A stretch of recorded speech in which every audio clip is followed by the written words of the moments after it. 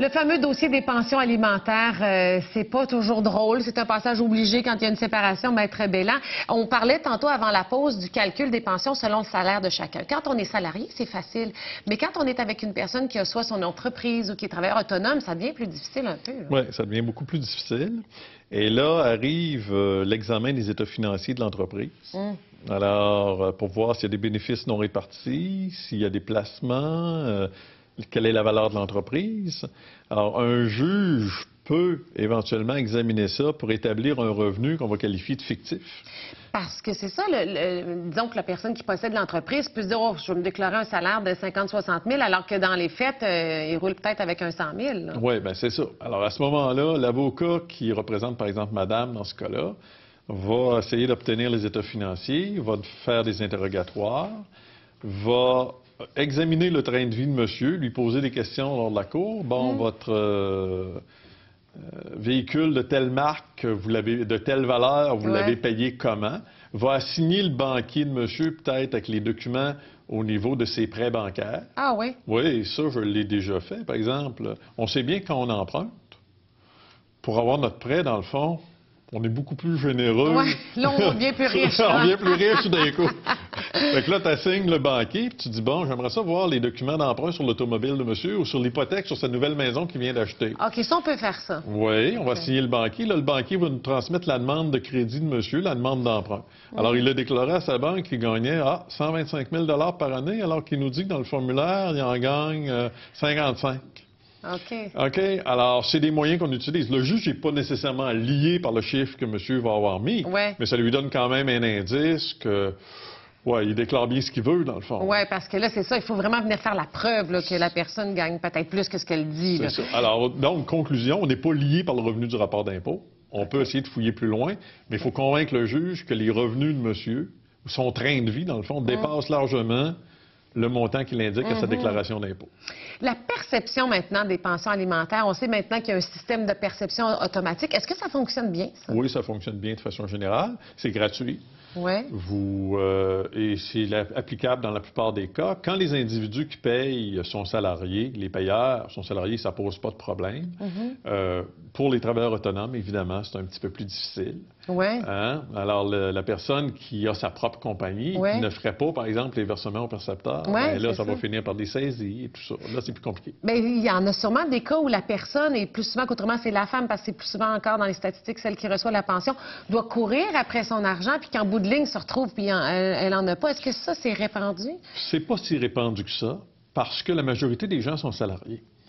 C'est une minorité quand même. C'est une minorité. Et même dans les cas où on va dans d'autres provinces ou dans d'autres pays, par exemple, le gouvernement a des ententes bilatérales avec les États où on a le plus d'échanges. Par exemple, les provinces canadiennes, c'est sûr. Le gars s'en va travailler en Alberta ou en Colombie-Britannique. Il y a des ententes avec le ministère de la Justice et tout ça pour les saisies de salaire et tout ça. Mais aussi avec la Floride, avec la France. Il y a des ententes qui ont été négociées. OK, donc ça facilite la perception de la pension. Mais encore là, quand on est salarié, parce que travailleur autonome, ça dépend du bon vouloir de la personne. Oui, mais le bon vouloir, à un moment donné, a ses limites. Les gens vont se faire enquêter, vont se faire saisir au besoin.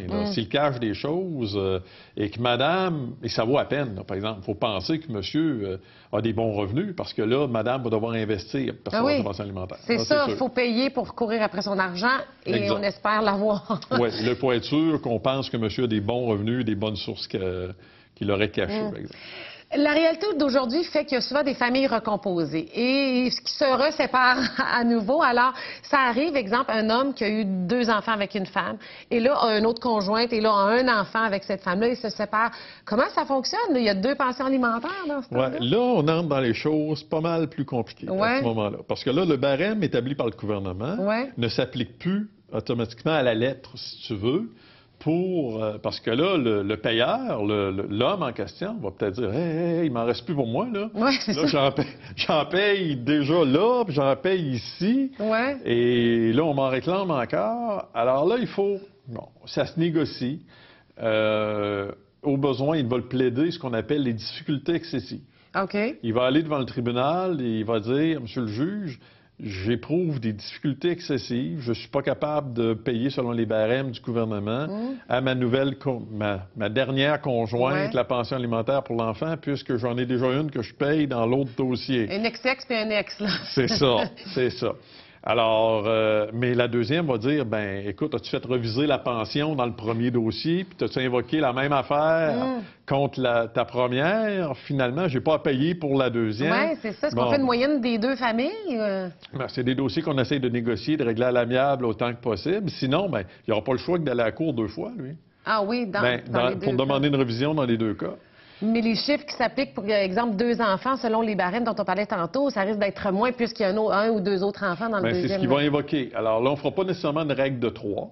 OK? Parce que le barème fonctionne 1 enfant, 2 enfants, 3 enfants et plus. C'est ça. Alors là, on ne fera pas une règle de 3 en disant, bon, ben vu qu'il y en a 2 ailleurs, puis il y en a 1 maintenant avec moi, je vais recevoir le tiers de ce qui est prévu dans les barèmes. Ça ne marche pas comme ça.